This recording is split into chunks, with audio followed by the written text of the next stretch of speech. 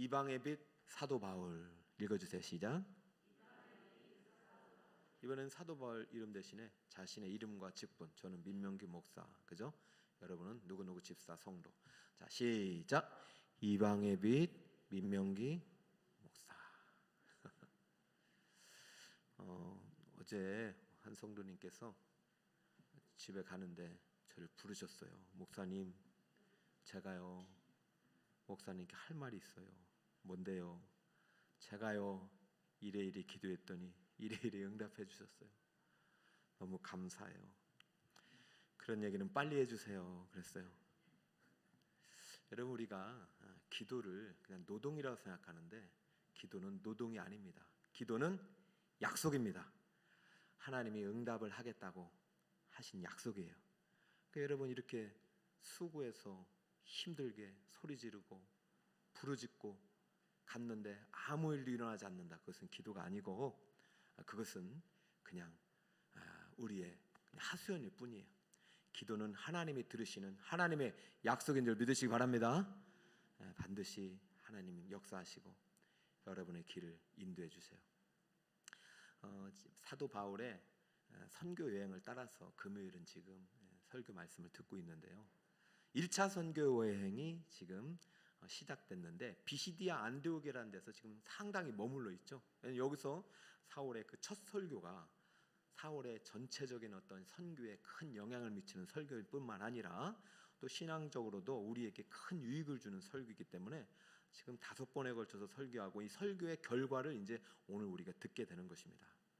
자, 사도 바울은 선교사님이요, 목사님이에요. 그렇기 때문에 나와 상관없는 이야기가 아니라 사도 바울의 선교 여행이 지금 오늘날 일상 속에서 하나님 나라를 이루어가는 저와 여러분의 이야기가 되는 줄 믿습니다. 그러니까 여러분이 속한 곳이 바로 선교지라는 생각을 가지고 사도 바울만 이방의 빛으로 부른 거 아니라 여러분도 바로 여러분이 속한 그곳에 하나님의 이방의 빛으로 부름받은 그리스도라는 사실을 기억하고 오늘 본문을 좀 읽었으면 좋겠어요. 자, 오늘 사도 바울이 이제 설교를 2번째 했는데 그 이제 배경에 대해서 좀 제가 설명해 드릴게요. 먼저 이 이야기를 좀 하고 싶어요. 여러분, 걸레보다 못한 이야기, 인간이라는 이야기 들어보셨어요? 따라해 볼까요? 걸레보다 못한 인간. 좋은 얘기가 아니라 나쁜 얘기죠. 그런데 저는 이 말을 이제 여러분은 우리 크리스천은 안 했으면 좋겠어요. 차라리 저희들은 걸레 같은 사람으로만 살았으면 좋겠어요. 왜 그러냐면 걸레만큼만 깨끗했으면 좋겠네. 유리창 걸레는 유리창보다 깨끗하고 마루 걸레는 마루보다 깨끗하고 똥걸레는 똥보다는 조금 더 깨끗하고 마루를 만나면 마루보다 조금 더 깨끗하고 유리창을 만나면 유리창보다 조금 더 깨끗한 걸레만큼만 이 세상 사는 동안에 걸레만큼만 깨끗했으면 좋겠네. 걸레만도 못한 인간이 아니라 걸레 같은 사람으로만 살았으면 좋겠다. 이게 동화 작가 이현주 씨가 쓴 시래요. 저는 이것을 딱 읽으면서 참 새로운 생각을 저에게 많은 것을 주었어요. 그래요. 여러분, 걸레는요 다 똑같은 걸레죠. 유리창을 닦는 걸레나 화장실을 닦는 걸레나 다 똑같은 걸레예요. 여러분, 걸레 가지고 얼굴 목욕하고 얼굴 닦은 사람 손 들어봐요. 하나도 없지. 걸레는 걸레예요. 여러분, 죄인이 말이죠 다 똑같은 죄인이지. 그죠? 저 사람은 죄를 조금만 져서 작은 죄인, 저 사람은 큰 죄인이 어디 있어요? 다 죄인이에요. 죄인이 의롭게 되려면요 물로 씻으면 안 돼요. 오직 예수님의 보혈로 씻을 때 의롭게 되는 줄 믿습니다. 근데 이것을 모르고 예수의 보혈을 모르고 살아갔던 사람이 유대인들이고 예수의 보혈을 알고 갔던 사람이 바로 바울을 비롯한 그리스도인이에요. 여러분, 예수를 모르고 살아가니까 그때부터는 어떤 생각이 들냐면 이제 자기의 멋대로 이제 평가하는 거예요. 쟤는 무슨 걸레, 무슨 걸레, 무슨 죄인, 무슨 죄인, 무슨 죄인. 이렇게 생각했던 사람들이 유대인들이에요. 유대인들은 자기가 거룩한 사람이 된 줄 알아요. 아니, 차라리 걸레 같은 사람으로만라도 살았으면 좋겠는데 다 걸레만도 못한 사람이야. 자기는 걸레도 아니에요. 유대인들은 걸레만도 못한 인간으로 이방인들을 다 생각했어요. 자기들은 다 깨끗한 사람으로 생각했어요. 자기가 똑같은 걸레이면서, 똑같은 죄인이면서 다른 사람을 정죄했던 사람이 누구라고요? 유대인들이에요. 근데 바울은 자기도 그랬었어요. 자기도 사람들을 볼 때는 저 다 죄인이고 말이지. 다 저거 멸망할 된 죄인이고 말이에요. 심판당할 죄인인데 자기가 그런 사람이랐던 걸 깨달았어요. 그러면서 로마서에 이런 말씀 썼죠. 기록된 바 의인은 없나니 하나도 없으며 깨닫는 자도 없고 하나님을 찾는 자도 없고 다 치우쳐 함께 무익하고 선을 행하는 자 없고 하나도 없고 그들의 목구멍은 열린 무덤이요 혀로는 속임을 일삼으며 입술에는 독사의 독이고 그 입에는 저주와 악독이 가득하고 그 발은 피를 흘리는데 빠른지라. 여러분 로마서 다 읽어보셨잖아요. 여러분 이 세상에 의인은 있어요 없어요? 하나도 없어요. 그런데 자신은 깨끗하게 씻으면은 의롭게 되는 줄 알아. 그것이 율법의 행위란 말이죠. 그래서 20절 이런 말을 해요. 그러므로 율법 행위로 그의 앞에 의롭다 하심을 얻을 육체가 없나니 율법으로는 무엇을 깨달음이라? 죄를 깨닫는 걸레만도 못한 인간임을 깨닫는 거예요. 걸레일 수밖에 없는 존재. 여러분 우리가 죄인이란 사실을 늘 기억하고 하나님 앞에 나올 때 예수 보혈을 의지하는 인생이 되는 것이지, 내가 깨끗하고 의롭고 내 행위로도 거룩해질 수 있다고 믿는 사람들은 절대 우리 시인이 말한 것처럼 자기 자신을 잘 모르는 사람입니다. 바울은 자신이 얼마나 부패한 인생임을, 죄인 중에 괴수임을 몰랐다가 나 같은 죄인이 이렇게 나는 못난 죄인이구나 라는 걸 깨닫고 내가 어떻게 거룩한 하나님의 백성 의인이 될 수 있는가?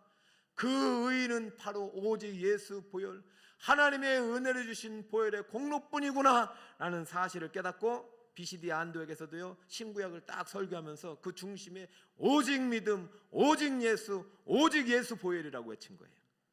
할렐루야. 여러분들 이 자리에 이 시간 오늘 예수님께 기도할 때 내 기도 응답 안 된다고 여러분 탄식하지 마시고, 여러분 우리는 어차피 죽어야 될 몸이었어요. 뭘 그렇게 구하고 그래요? 주여 이 밤에도 내게 하나님의 은혜를 부어 주시옵소서. 할렐루야. 그래서 여러분 우리는요 날마다 은혜가 필요한지, 은혜가 뭐 예수 보혈 우리를 씻는 거예요. 거룩해지는 거예요. 그러면 그다음부터 쓸 수 있는 것이지, 여러분 더럽게 돼가지고 어떻게 하나님 앞에 쓰임 받겠어요? 예수 보혈로 깨끗이 씻어요. 그 하나님의 은혜로 깨끗이 씻어요. 그래 여러분들이 마음껏 하나님이 쓰시죠. 여기 가도 더럽히고 저기 가도 더럽히면은 어떻게 해요? 우리는 하나님의 아들 예수 피로 구원받은, 은혜로 구원받은 하나님의 거룩한 백성임을 기억하고 오늘도 바울의 여정을 따라 여러분의 참된 소명의 길을 발견할 수 있기 바랍니다. 바울은요 자기가 이 사실을 깨닫고 나서는요 완전히 다른 인생이 됐잖아요. 역주행해버렸잖아요. 멸망으로 갈라갔던 그 지름길, 멸망을 향해서 달려갔던 그 길을 탁 멈춰버리고 얼마나 몰려왔겠어요. 저 정주행하는 사람들. 그러나 뒤로 돌아 가텐서부터 그냥 하나님의 부르신 소명을 따라 열심히 달려가는 가운데 BCD 안도까지 와가지고 첫 설교를 멋지게 했어요. 그런데도요 사람들 앞에서요 자기 의를 드러내지 않고, 내가 설교를 잘해서 내가 여기 있으면 뭐 BCD 안도 뭐 수만 명의 성도들을 목회할 것 같은 그런 착각도 버리고, 나는 오직 하나님의 은혜로 여기에 선 것이고 나는 하나님의 은혜의 복음을 전해야 된다. 그러면서요 사람들이 붙잡았는데도 불구하고, 여러분 내가 설교 잘하는 것이 아니라 오직 하나님의 은혜입니다. 은혜 속에 구하세요. 여러분도 은혜 받으면 나처럼 말도 잘하게 되고, 여러분도 은혜 받으면 나처럼 기쁘게 살아가게 되고, 여러분의 천국이 임하게 됩니다. 온 시민들이 다 은혜 받아가지고 바울은 집으로 가려고 하는데 그 바울을 붙잡았어요 사람들이. 44절 볼까요? 그 다음 안식일에는 온 시민이 거의 다 하나님의 말씀을 듣고자 하여 모이니. 저는 바울이 집에 간 줄 알았는데 안 가고 다시 이제 두 번째 설교를 하러 BCD 안도에게 모였단 말이죠. 제가 이 본문을 읽으면서 그냥 갔으면 좋았을 텐데, 그러면 오늘 이런 험한 꼴을 안 봤을 텐데 라는 생각이 들었어요. 45절 보니까 두 번째 설교에서는요, 첫 번째 설교에서는 엄청나게 많은 사람들의 인기를 끌었는데, 두 번째 설교에서는 유대인들이 그 무리를 보고 시기가 가득하여 바울이 말한 것을 반박하고 비방하고는 이렇게 해가지고 바울을 엄청, 처음에는 막 다, 아까 보세요, 온 시민이 거의 다 하나님의 말씀을 듣고자, 야, 우리 바울 어떤 분이 왔는데 엄청나게 설교를 잘하고 성경 말씀도 해석도 잘한다, 다 들어보자 했는데 두 번째 설교에 완전히 폭망한 거예요. 50절 보세요. 거기에 유대인들이 경건한 기부인들과 그 신의 유족자들을 성동하여 바울과 바나바를 박해하여 그 지역에서 쫓아내버렸어요. 가지 말지, 그러면은 좋은 기억만 가지고 떠났을 텐데. 지금 바울의 입장에서는요, 비시디아 안디옥에서의 선교가 상당히 지금 극과 극이에요. 아이고, 오지 말지, 하지 말지, 그런 생각을 할 수 있을 거예요. 첫 설교는 상당히 막 엄청 올라갔다가 두 번째 설교는 상당히 떨어졌어요. 누구 때문에? 유대인들 때문에. 유대인들은 바울이 전한 복음을 받아들일 수가 없는 거예요. 바울이 전한 예수님을 받아들일 수가 없는 거예요. 왜요? 자기의 의로 구원을 받을 수 있는 사람들이기 때문에. 믿음이 아니라, 예수가 아니라 자신들만이 받은 그 구원은 다른 사람은 공유할 수 없는 특권의식을 가지고 있었기 때문에. 여러분, 참 이 신앙이 한번 율법화되면요, 깨지가 쉽지 않아요. 여러분, 우리는 아무것도 안 해도 구원을 받습니다.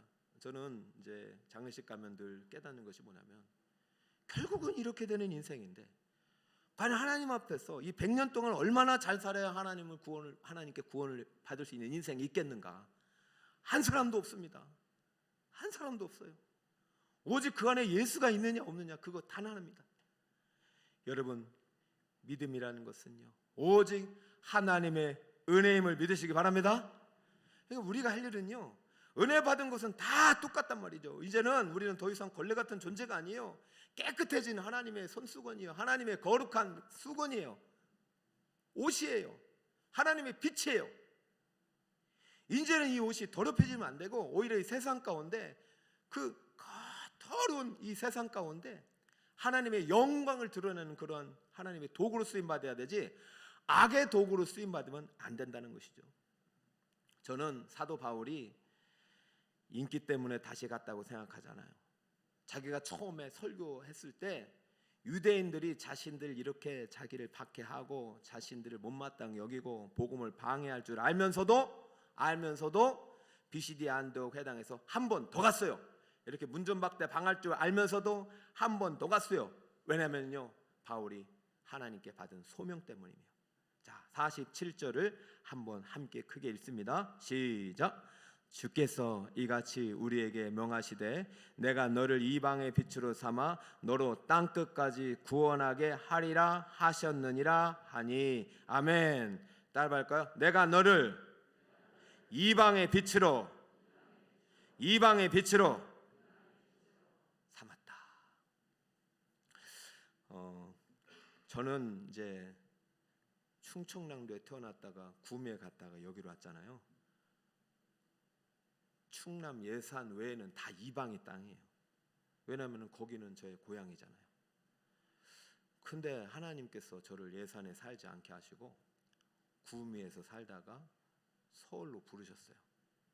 저에게는 어쩌면 여기가 이방의 땅이기도 해요. 그러나 제가 여기에서 아침 일찍부터 새벽에 기도하고 우리 성도들을 또 경조사 있으면 가서 살피고 신방도 하고 교육하고 또 이제 때가 되면 전도를 위해서 열심히 수고하는 것은 다른 이유 하나도 없습니다. 하나님이 저를 북서울 꿈의 교회로 부르셨기 때문입니다. 저는 여기에서 이방의 빛, 북서울 이 지역, 강북구, 특히 번동 이 지역, 수유, 미아 이 지역에 빛으로 저를 부르셨기 때문에 저는 어떻게든 거룩하게 살아갈 거예요. 더럽히지 않을 거예요. 왜? 하나님이 저를 그렇게 살라고, 너는 빛이라고 부르셨기 때문에 저는 더 말씀을 연구하고 더 성도들과 함께 말씀을 가르치고 저는 이쪽 지역에서 그렇게 살 거예요. 지금 바울이 그렇게 살고 있는 거예요. 만약에 전도했는데 저를 문전박대했다, 다음 주에 또 갈 거예요. 왜냐하면 그 사람에게 복음을 전하는 것은 그 사람이 복음을 받든지 안 받든지 그 사람에게 보낸 사람은 나이기 때문이에요. 그분이 복음을 받든지 안 받든지는 그분 몫이라 복음을 전하는 것은 내 몫이고, 할렐루야. 이것이 소명입니다. 이것이 소명입니다. 사랑하는 여러분, 비시디아 안디옥에서 한 번 설교하고 두 번째 이렇게 엄청난 반대를 부딪힐 것을 바울은 몰랐다고 생각하잖아. 유대인들 때문에, 유대인들 눈빛을 보니까 저 몇 사람들이 나를 그렇게 할 것이다. 그러나 왜 갔느냐? 거기에서도 하나님께서 예비해 주시고 작정해 주신 구원받을 영혼이 한 사람이 있기 때문입니다. 자, 48절 한번 크게 한번 읽어볼까요? 시작. 이방인들이 듣고 기뻐하여 하나님의 말씀을 찬송하며 영생을 주시기로 작정된 자는 다 믿더라. 할렐루야. 영생을 주시기로 작정된 자가 어디에 있었단 말입니까? 비시디아 안디옥 그 회당에 있었단 말입니다. 비시디아 안디옥이 저도 가보지도 않았고 바울도 아마 처음 갔을지 않을까요? 여러분도 앞으로 이제 처음으로 가는 땅이 있을 수 있어요. 우리 특히 청년들은 미지의 땅을 처음으로 밟을 때가 있어요. 우리 청년들은 좀 꿈을 넓게 갖고 세계를 좀 바라보고, 하나님이 세계가 하나님의 교구잖아요. 왜 김우중 같은 사람들만 그래 세계를 막 이렇게 품고 세계 경영 그래? 우리 청년들은 좀 꿈을 넓게 갖고 올 여름에도 이제 외국에 간다고 하니까 세계를 품고 있잖아요. 왜 세계를 품어야 돼요? 거기에서도 누가 있기 때문에? 하나님이 작정한 사람이 있기 때문에. 여러분이 가는 곳곳마다 하나님이 작정한 사람이 있어요. 여러분, 이방인은요, 구약의 관점에서는 유대인이 아닌 사람이 이방이지만은 이제는 새롭게 주신 새 언약의 관점에서는 예수를 모르는 사람이 다 이방입니다. 그러면은 이 새 언약의 관점에서는 여러분이 속한 가정과 직장이 여러분에게 있어서는 이방의 땅이 되는 것이죠. 그러면 하나님께서는 여러분을 믿지 않는 가정에 시집 보낸 이유나, 믿지 않은 남편에게 장가? 아니지. 믿지 않는 남편에게 시집 보낸 이유나, 믿지 않는 아내에게 장가 보낸 이유도 때로는 있다는 것이죠. 여러분, 예전에는요 불신 가정 이거 100% 안 됐잖아요, 구약은. 그런데 신약 시대에서는 이게 가능할 수 있는 거. 그러나 이것은 소명 때문에 가는 거예요. 소명 때문에. 제가 오늘 오신 분들 중에서는 잘 모르겠지만 믿지 않는 남편을 결혼해서 하나님의 이방의 빛으로 삼은 분도 계셔요. 믿지 않은 아내와 결혼해서 하나님을 이방의 빛으로 삼은 아내도 계시단 말이죠. 남편도 계시고. 여러분, 이제 우리는요 이 세상을 살아가는 이유가 이방의 빛으로 살아간다는 사실을 절대 잊어서는 안 됩니다. 할렐루야. 여러분이 속한 곳은 반드시 하나님이 작정한 사람이 있다, 믿으시기 바랍니다. 저는 지금 신혼 아파트도 이제 전략적으로 해야 되고, 이제 앞으로 이제 청년 주택도 여기 생겨난다는데 하나님이 작정한 사람이 있어요. 그러니까 우리가 있잖아요, 어떻게든 전도나를 만들어서 전도를 해야 되는데 아무런 상관없이 지금 유대인처럼 살아가고 있어. 주여, 나 하나로 족합니다. 우리 자식 새끼들이라도 족합니다. 주여, 주여. 이건 유대인이. 하나님의 작정된 사람은 우리가 속한 땅에 반드시 있습니다. 여러분은 그들의 빛이 돼야지. 그들의 어둠을 닦아주는 빛이 돼야지. 똑같이 어둠 속에 사는 어둠이 되면 안 될 줄 믿습니다. 자, 바울이 비시디아 안디옥에서 지금 두 번을 머물고 결국은 두 번째 설교를 하고 하나님이 작정된 사람을 회심시키고 결국은 떠났습니다. 그리고 이고니온으로 가요. 이고니온으로. 자, 그러면 목사님, 그렇게 따지면요, 저 작정된 사람 빼고 나머지는 다 구원받지 못한 사람입니까? 그러면 다시는 전도 안 해도 되겠네요? 이런 말을 할 수 있겠지만은 다시 말씀드립니다. 작정은 누가 하십니까? 하나님이 하셔요. 작정된 사람에게 복음 전하는 것은 인간에게 주신 책임입니다. 그러나 작정된 사람이 누구인지는 인간은 알아요, 몰라요? 몰라요. 인간의 입장에서는 겸손하게 내게 주신 모든 분들이 하나님께서 내게 주신 작정된 하나님의 예비된 신자라고 믿고 복음을 전해야 되는 줄 믿습니다. 여러분, 하나님은요 지금도 예수 그리스도를 통해서 누구든지 이름을 부르면 구원을 얻으리라는 놀라운 복음을 우리에게 약속을 주셨어요.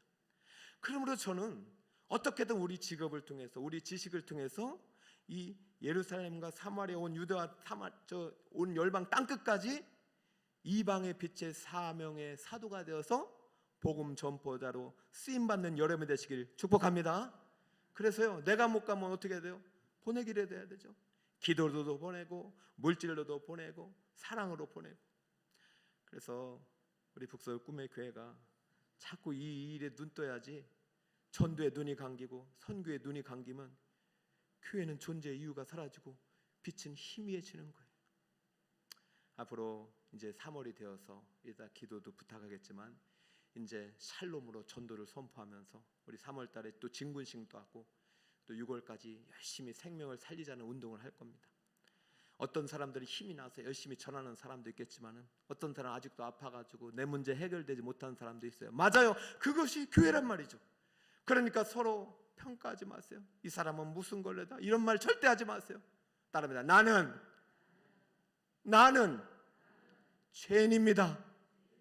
그러나 하나님의 은혜로 살아갑니다. 항상 이 믿음의 구보를 가지고 여러분의 일상 속에서 여러분의 흠이라든가 부족함이라든가 연약함이 발견되거든 주여 내게 은혜 주세요. 주님의 은혜로 살게 해주세요. 주님의 보혈로 덮여지는 순간 여러분 하나님 앞에서 거룩한 이방의 빛으로 쓰임받게 될 줄 믿습니다. 말씀의 결론을 맺습니다.